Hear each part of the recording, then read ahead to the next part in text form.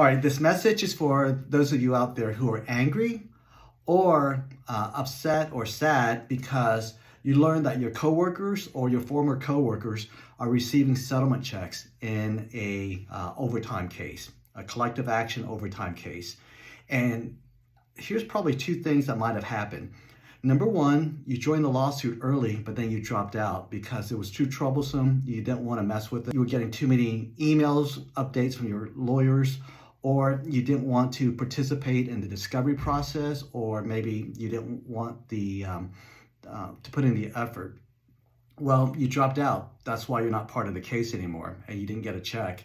Or scenario number two is that you received a court notice informing you about the lawsuit.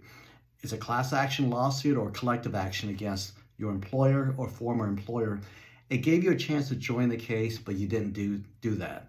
Because you didn't do that, you're not part of the case, because in most cases, in a collective action overtime case, you're not part of the lawsuit until you sign the consent form and the lawyers turn it in and you're part of the case. You don't get an automatic check just because the case settled.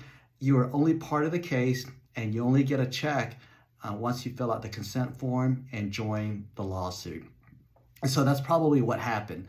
I can think of maybe a third scenario, and that is maybe you are outside the statute of limitation, and that's why you didn't get notice, because you couldn't join anyways because you left the company too long ago to join the case. Your privileges and your ability to join and sue your employer had expired by the time the court had certified a collective action or when the lawsuit was filed. Other than that, I can only the fourth option, which is rare, but it does happen because lawyers are human too, and that is maybe someone made a mistake.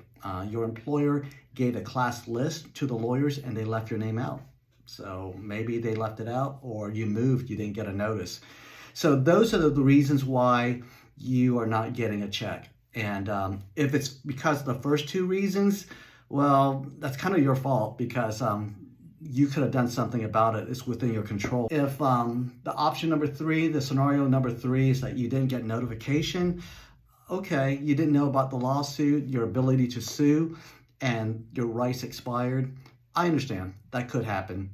But what I don't like is scenario number four is when you're left out of the settlement because someone left your name out of the class list. So you should check on that.